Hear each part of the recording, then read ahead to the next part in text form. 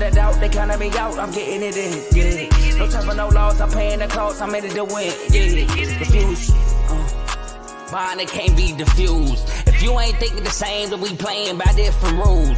You can't see the vision, we living at different views. Until we complete the mission, keep getting up, never snooze. I walked a mile in my shoes, had the mind of a fool, chasing diamonds and jewels. Trust me, I was confused. Started minding my business and used my mind as a tool. Ended up finding my purpose and found the time to get to it. They told me I couldn't do it, they told me I couldn't make it. They sold it, could never break it. That's sadly mistaken. I need a piece of the pie, I want it so bad I can taste it. They told me, like told me, keep on running, toes they gon' take them. Used to lose, built to win, applied myself, I felt it in. No time for the doubt, they counting me out, I'm getting it in, yeah. No time for no loss, I pay for the cost, I'm winning to win, yeah. Refuse to lose, I'm built to win, apply myself.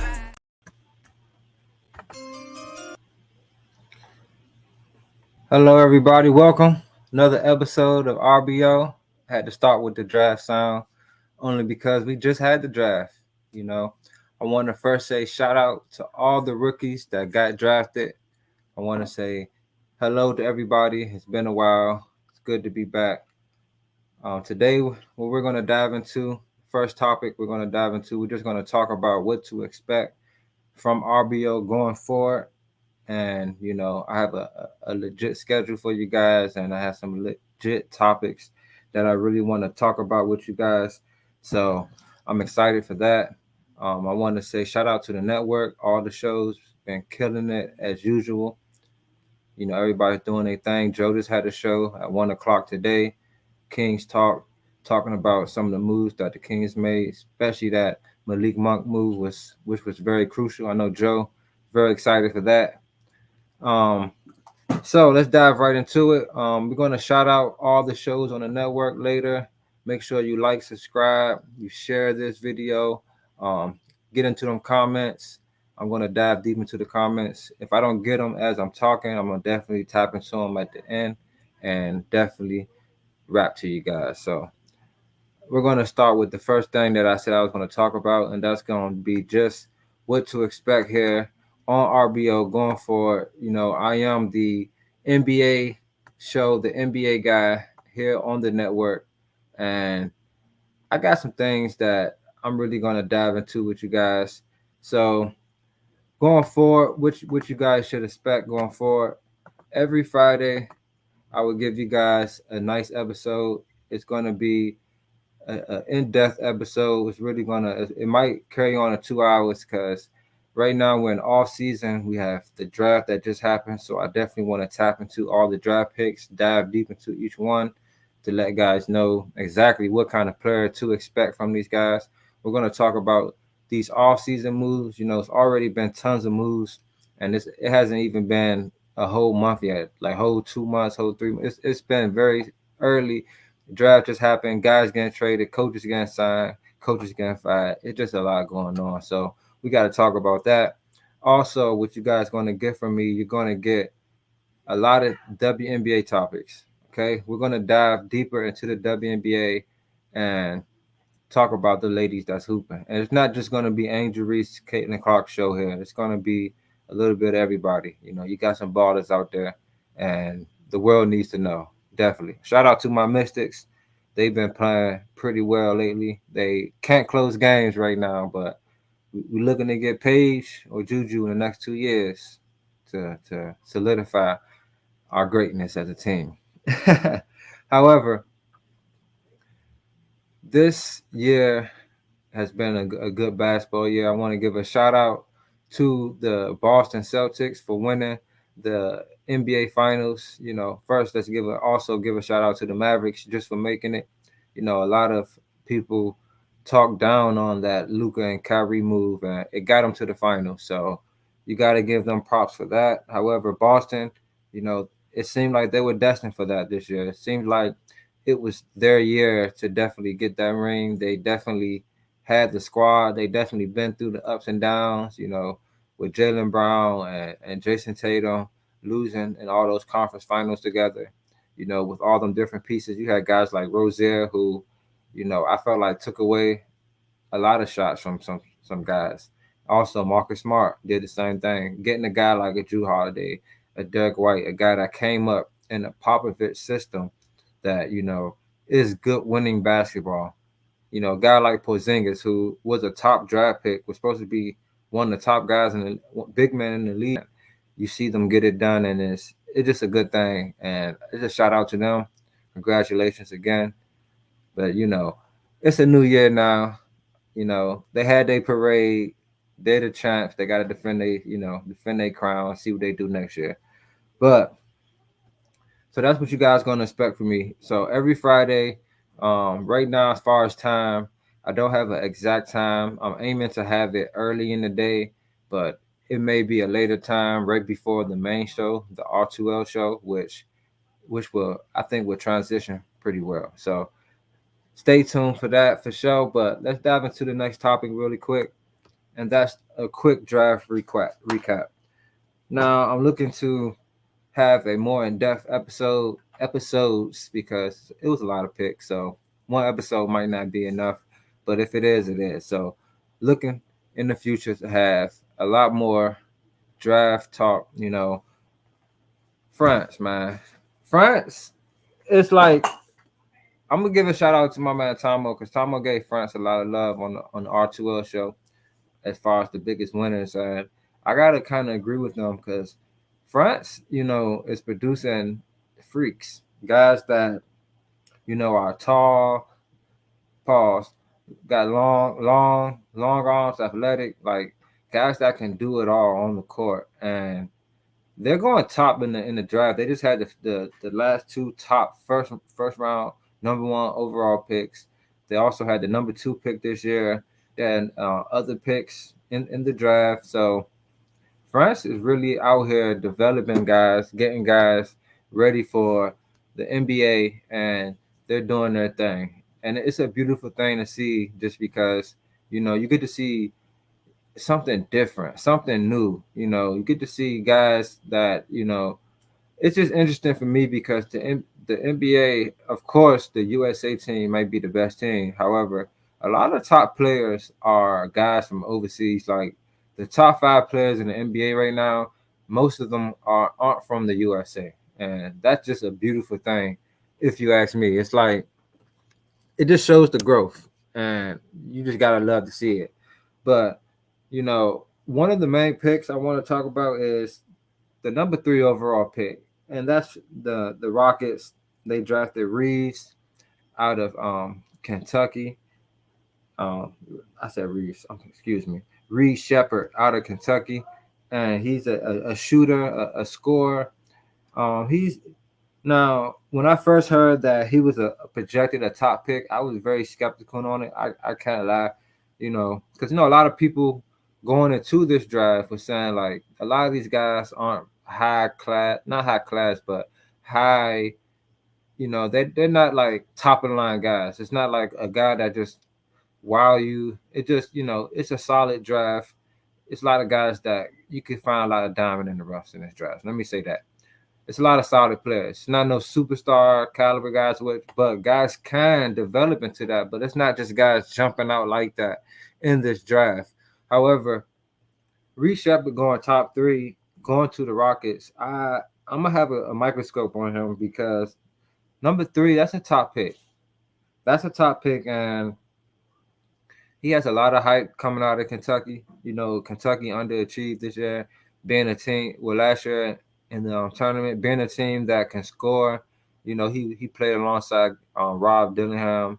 You had the other guy, Reeves, and then you also they just had a lot of high-powered guys that can score, but they couldn't stop nobody. So it was interesting to see like Reeves go number 3. And for me, not to say he's not a good player, I'm just curious to see how good he can be at number 3 because, to be a top 3 pick, you have to have upside on both ends, if you ask me. And I want to see what he can really bring on a defensive end, especially with a team like the Rockets, who has a coach in Udoka, who that's what he preaches. He preaches defense. So that's going to be an interesting pick for me to really be checking out all year, seeing how he meshes with that team and what they get out of that guy. Let's see. Got Carl here. Well, shout out to Joe for the first comment. Five Flames.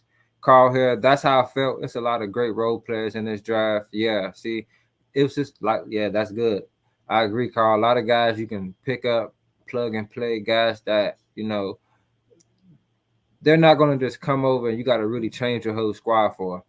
Only guys probably would be, Alex Sarr going to the Wizards. But the number one pick, Zach, I don't think that he will alter that team as much because they have a guy like a Trae Young. So I agree right there, Carl. Carl, another one. But I don't think the draft was trash, as people said. I definitely agree. The draft wasn't trash. It just wasn't like, it wasn't the 92 draft. It wasn't nothing crazy like that. Not the 03 draft. Not 02, you know what I'm saying? Nothing crazy like that. Shout out my boy Blaze. Let's go. Let's get it, my boy. Need that super chat though. Y'all hear him? We need the super chat. We gotta get them subscribers up. We gotta get the watch hours. So your boy about to be on it off season time. So off season mode is definitely in effect. Definitely about to get in that grind. So the next person that I definitely want to talk about, I want to talk about the two centers, Donovan Clingan and Zach Edey. I think those two picks were pretty interesting because you have two big men that are like traditional bigs as far as shot blocking and protecting the rim and finishing at the basket. Those guys aren't shooting threes, like dribbling the ball, things of that nature. These guys are 7 feet taller and they're there to block shots and get rebounds. And Donovan, I believe he went to the Blazers.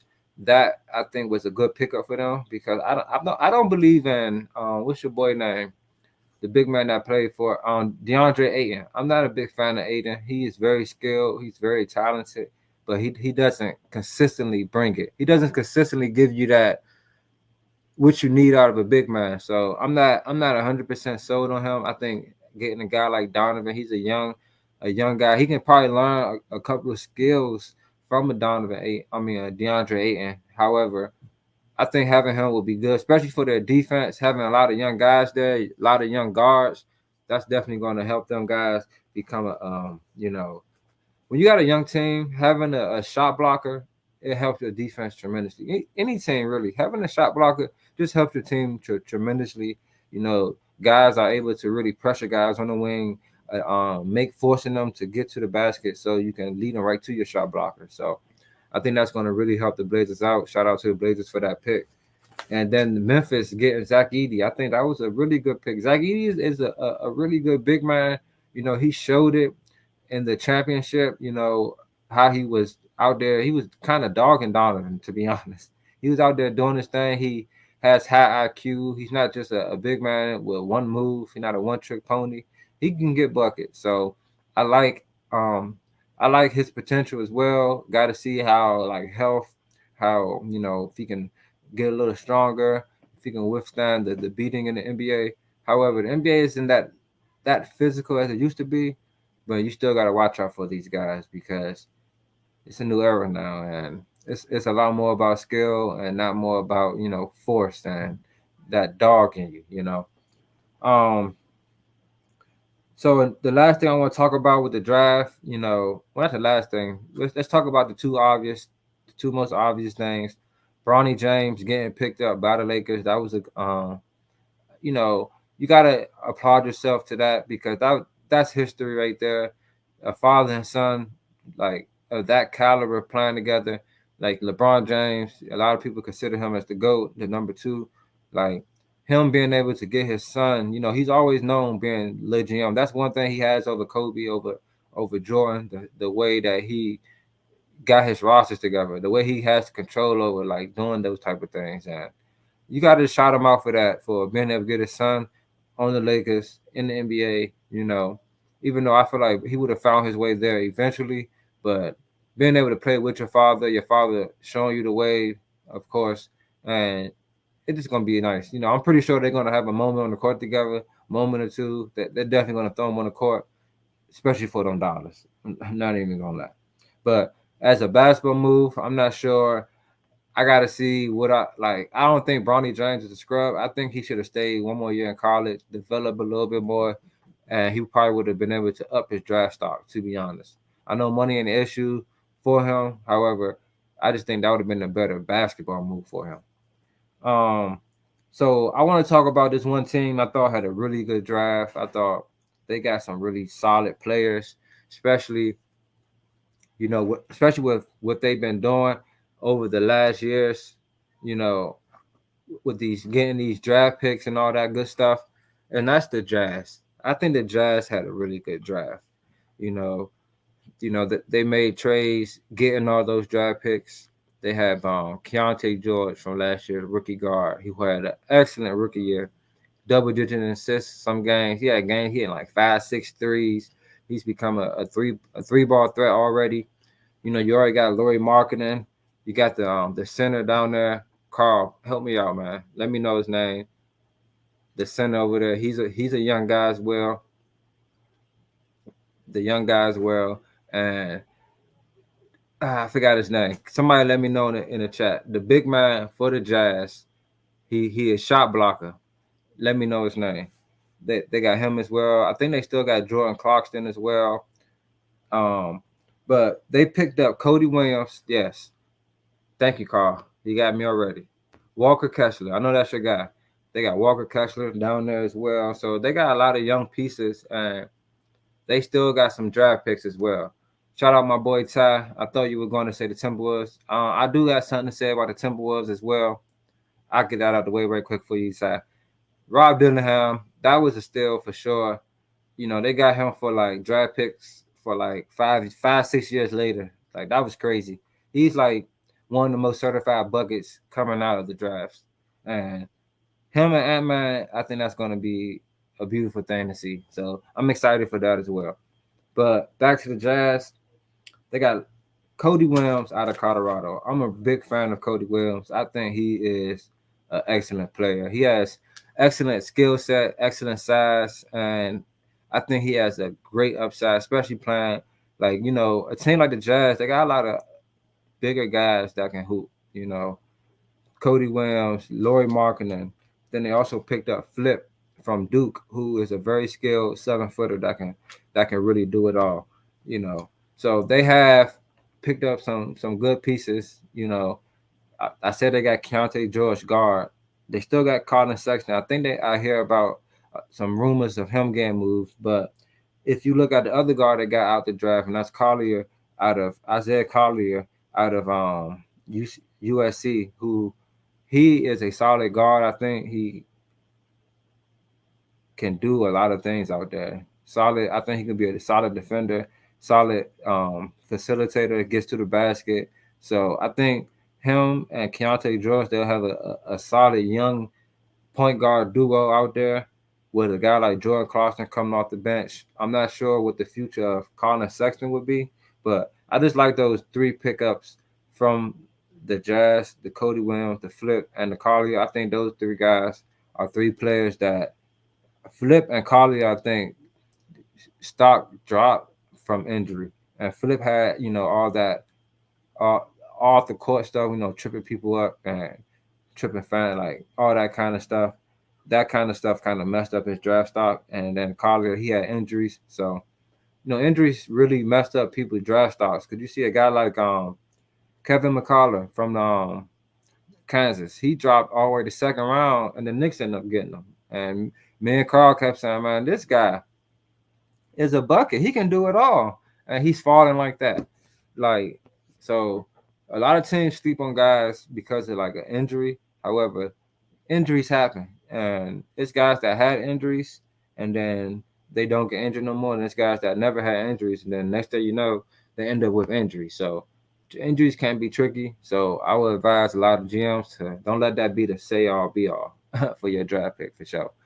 But Collier has great upside. Yes, I'm a fan of him. I think he was the reason why Bronny James really didn't get a lot of burn. Him being a guard and Bronny being a guard, him being the more, I won't say more ready guard, but he was a higher higher prospect coming in, and he wasn't hurt. And Bronny James had the whole surgery and all that kind of stuff going on. So it was. I think he could have definitely benefited from another year alone in USC. Kevin McCarthy was injury and age, but a baller is a baller. I agree. I mean, I'm a Magic fan. We picked up a guy that's 23. That's De Silva from Colorado. I love his game, but you got to get guys that you can like. If you draft a guy in the second round or even in the first round, you're not like a top pick, and you get a couple good years out of him. That's good because you can parlay that into a trade. You know what I'm saying? You might even get some good experience for your younger guys because you never know what you can get out of a couple good years from a draft pick. But if you got a top 5, top 10 pick, you gotta kind of score on those guys. I'm not gonna lie, but that's my little draft recap right there. I'm like I said, I would definitely go more in depth into picks, especially the top 2 picks. I just want to give a shout out to France really with the top 2 picks. That's remarkable. After having the number 1 pick, that's remarkable. Shout out Alex R. I'm from the DMV DC, so hopefully you can bring some hope here, bring some excitement, because I definitely will be going to the games for sure. All right, so shout out to everybody in the comments. I appreciate y'all. Next, we about to talk about this off-season news right quick. Just tap on a couple of things. First thing I want to talk about is the Monty Williams getting fired. Carl, I know he was on everybody's line saying how they was gonna be trashed last year, and we was like, I like the young players you got. You got K coming back. You sound he gonna be most improved. You got Jalen Durham, second year. He's looking like he's a promising young big man. Then you got Ivy coming back. It's just a lot of things going on. Well, Ivy, I think that was first year. So just a lot of things going on. So you got a lot of the second year. You got a lot of upside going on for you guys. Bogdanovich, even though he started the year injured. It's a lot of good things going on. You just picked up Monty Williams, a guy that's been to the finals. He had a lot of good seasons winning. And then last year happens where it's just terrible. Like the Pistons were terrible. And I told y'all, I'm like, and now Monty Williams is fired. There's nothing I can say for him. I can't defend him. He came out saying he was going through something off the court. It's like, okay, I can't say nothing about that. Everybody's going through things, so people deal with things how they deal with it. But he let me down last year. I thought he would at least be able to get this team not in the playoffs, but at least contending for the play-in or something. 30 wins, 30, something. But it was just a downhill thing for them. Now the Pistons I believe they're looking for a coach now. And I'm sorry, Carl, you were right. I give you that. You were definitely right about your squad. Now I want to talk about JJ Redick. JJ Redick signing with the Lakers to be the coach.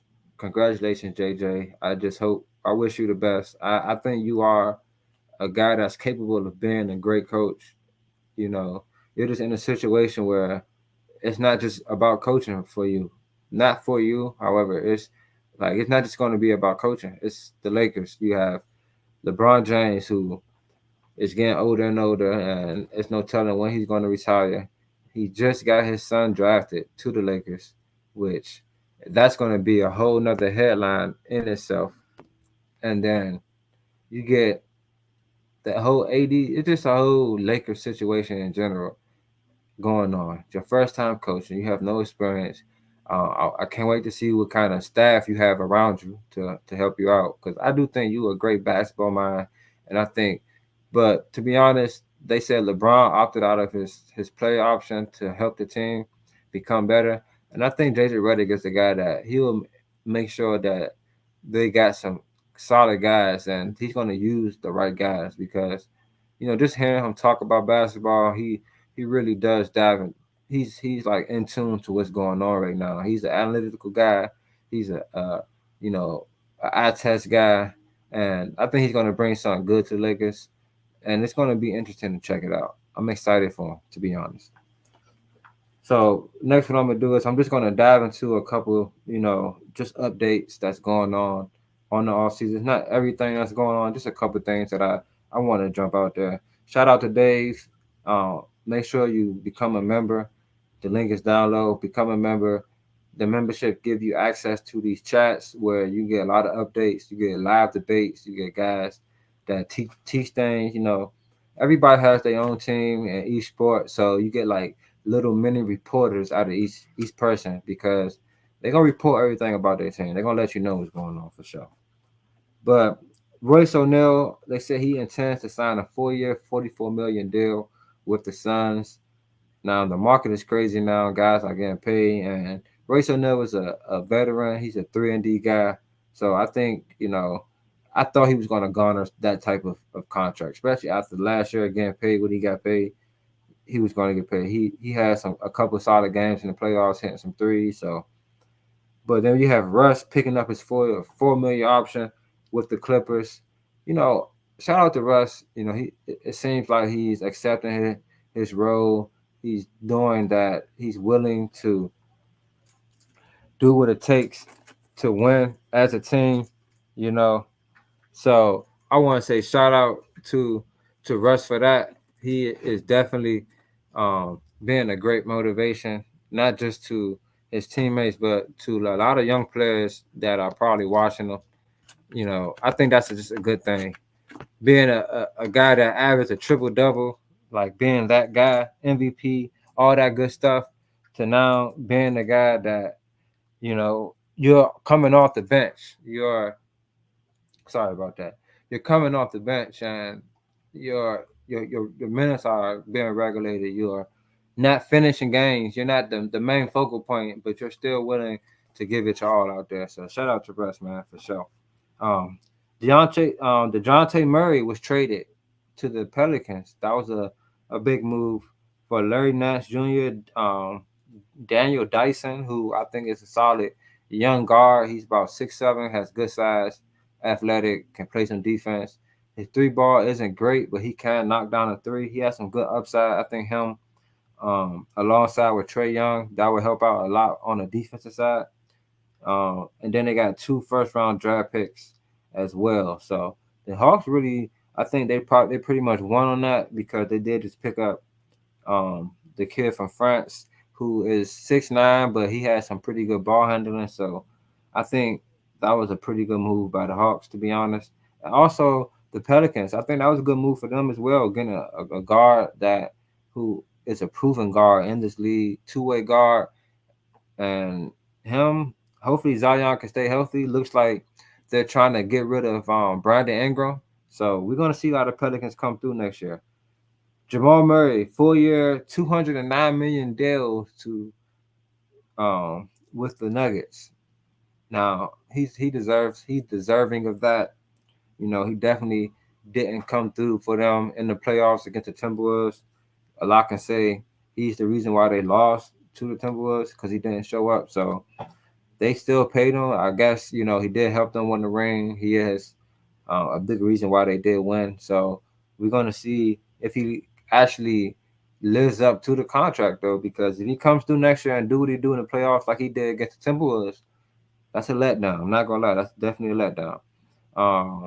Caldwell Pope, he declined his option. So he's now a free agent. Fournier declined his option. No, he didn't decline his option. The Pistons declined the option to pick him up. My bad, Carl. D'Lo returned to the Lakers, and then Bruce Brown, he also returned to the Raptors. Then you got Emmanuel Quickly, who returned to the Raptors. 5 years, $175 million deal. Shout out Quickly. I think he's a nice young guard. So we're going to see these guys live up to these contracts, though, man, because people are definitely getting paid. So we're going to see if they about that. But that's all I got for you guys today. Next Friday, next episode, tap into the Instagram page, real.ballers.only. That's on Instagram. Tap into the Refuse to Lose page as well for updates. You're going to get the updates for the topics coming up for next Friday. If you got any ideas, anything you want to hear from me, holla at your boy. I'm on Instagram. Put on the comments right here. I read every comment, and I'm locked in with you guys. So next time, we're definitely going to dive more into the draft and definitely going to dive more into the off-season transactions that's going on. And I'm definitely going to have a couple of WNBA topics for you guys as well. So before I go, I want to say shout out to the network. You know, you have all the shows. Let's give a quick shout out to all the shows really quick. The first show, you have Dave's Doghouse, who just had an episode. Check Dave out. That's where he talks about guys that's either balling or you either doing something that you're not supposed to do that's going to put you in the doghouse, or you can be a dog in the yard doing your thing, being able to walk around, you know, bark at people, get pet, all that good stuff for you. Then you have In the Red Corner, our boxing show. These guys, you got a three-headed monster on this show. Check them out. These guys, they talk about the good stuff going on in boxing. They let you know who is who is not who, and you get 3 different perspectives, which is always a good thing. You have Kings Talk with Joe Jordan. Like I said, he just had an episode today. Check him out, especially if you're a Kings fan. He's going to definitely get you right for all the Kings talk. You got Carl talking college. Carl also just had an episode. Network been busy, y'all. Network been putting that work in. Carl just had an episode talking about some college football, so definitely check it out. Tune in with my boy. That season is approaching, so he would definitely have you dialed in, locked in for sure. Next episode, Baseball with Teddy. Teddy, my guy. He is the baseball guru. My boy, he talks about all the baseball stuff going on. He's a diehard Yankees fan, so he definitely breaks down every Yankee series. I know they've been taking some L's, but yesterday they kind of exploded on the Toronto. So we're gonna see what he got to say about that for sure. Then we have also have fantasy football with Coach. He just had I think he just had an episode as well. Yeah, everybody's just had episodes, man. So definitely tap into the network, Coach.